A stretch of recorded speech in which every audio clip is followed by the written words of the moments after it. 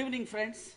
It's my pleasure to be with a very artistic family this evening. May I take the pleasure of introducing Madam Vimala, who is so enthusiastic even now in her 70s. 80.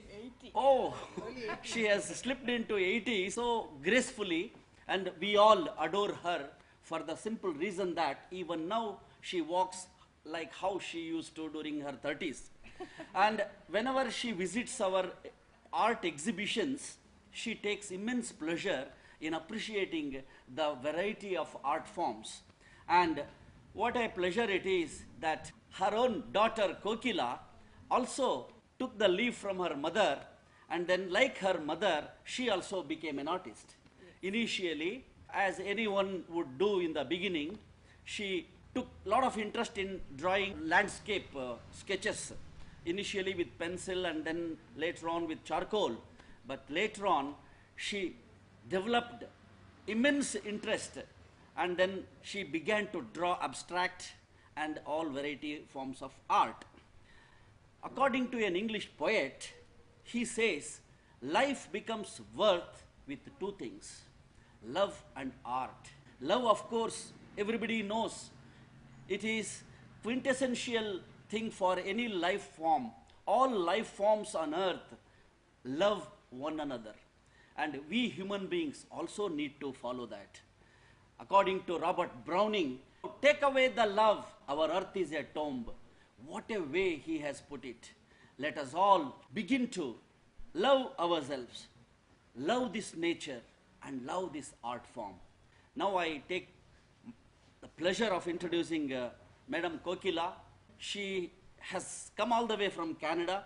Although she is from Kudla, she had been in Canada for quite some time, and then she began to do paintings, abstract as well as the realistic. And whenever she comes to Mangalore, she makes it a point to meet all her old friends. She has studied in St. Anne's school, and all her contemporary friends she meets, and then she exchanges pleasantries, and then she exhibits her paintings, whatever she has done.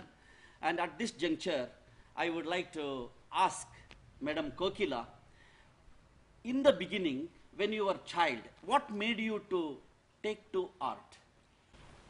My mother was my first and continuing inspiration for my art and for becoming an artist, for encouraging and nurturing our skills, because I grew up in this house where she used to paint and she had all the paints around, and she never stopped us to use her brushes, her canvas, her paint. So whatever we wanted, we would take from hers and paint.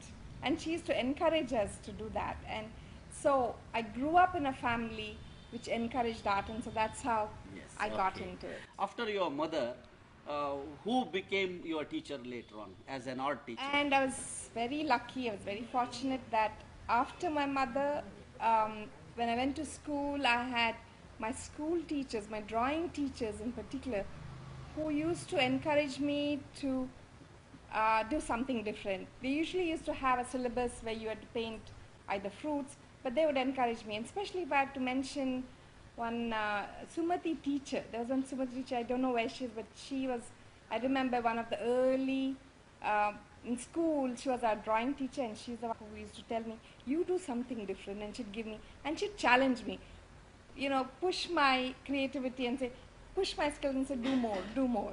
So that helped. And later on, my mother sent me to BGM art school. Mr. BG Mohammed, he is the one, master we used to call him, everybody. He, I think for a generation, several generations of artists in Mangalore have studied under him. He has been a great influence and a great instructor. My foundation for drawing, I think he laid those foundations too. He made it stronger. So he is also the one. And later on, when I went to Canada, I had one instructor who I would say one really fine artist, a very good artist from Canada called Stefan Galvanek. I learned life drawing from him, and he has also been a great encouragement and big mentor, and these are my early and continuing mentors and who nurtured my skills.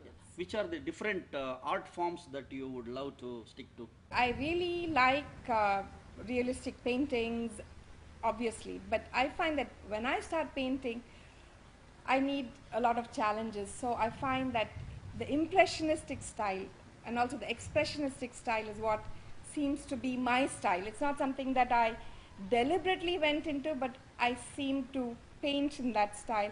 When people ask me, I said, look, I like all art forms.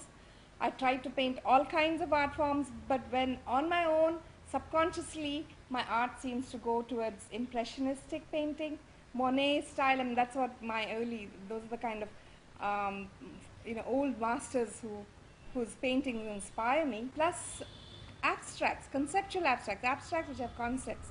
That for me also appeals to me, and I think the Indian philosophical themes lends to that, and that's what I really like to do. Okay, it's very interesting that you began to appreciate life forms and at the same time abstract art form. Can you tell us your exhibitions? In which places you have given your exhibitions? I've had many group exhibitions, but my solo exhibitions I started. My first one was in Toronto, and that's where I had all styles in that. But the main style is conceptual abstracts and expressionistic style, but I had a few others. And I paint in each country. When I paint in that country. So I first was in Toronto, which was quite successful. I sold quite a lot of paintings, which was very encouraging for me. The next was in Rome, Italy, and I had a really good, quite a good success there as well. And in Italy too, I painted in Italy. Each country inspires me in a different way. And then I had at least 4 in India. I had in Mangalore at Prasad Art Gallery. I had also in Bangalore at Gallery Crescent. And they were all quite good. It was very encouraging. And then I took part in the art fairs. One is the Chitrakala art fair here, and then the same thing in Bangalore. And I've done other group fairs in many different countries. But I'm now planning for my next in Dubai next year. So I've got to plan for that, and I'm painting in that country because that each time it's a different inspiration. Kokila, it's a coincidence that I had an opportunity, good fortune of studying in Canada for 3 months at Halifax, having seen the scenic beauty of the environment over there and the aesthetic sense people have towards keeping everything clean, neat, tidy. So any town you go, it would appear out of the world. Yes. And nature itself is so bountiful, it makes anybody overjoyous. Yes. And having seen that natural scenery, did it have any impact on you? Yes, it was a coincidence that I also, when I first went to Canada, I spent a lot of time in Halifax. And we both know it is a very beautiful city. And Canada really inspired me because I love colors. Coming from India, colors, many people have said my paintings are very vibrant and very colorful. And I always tell them that's my Indian heritage. We grow up with color around us, and that's what inspires. So I find that in Canada, the colors in each season is so different. Like the fall colors in October, the trees change, the oranges and the yellows. For any artist, that is a fantastic place to be to paint. And also in winter, the snow. You think snow is only white. It is not. When you go to snow, when you see the snow, there's so many different shades. The blues, the grays, the whites. And Eskimos have got 100 different names for snow because they are from that. So, snow itself, so it is as you yourself said, Definitely. It's beautiful. It is inspiring for any artist. And there are a lot of artists there who, they encourage art. Yes. I think, and people paint a lot of landscapes there, and I think that could be also one of the reasons that they live in such a beautiful environment that they paint a lot of landscapes. And in India, I find that if you notice, I don't think you'll agree, they have a lot of figures. The paintings are figurative, lots of figures, many people, and it may be different styles, and maybe that's because we are very colorful people. Yes. I think that's what inspires us as well.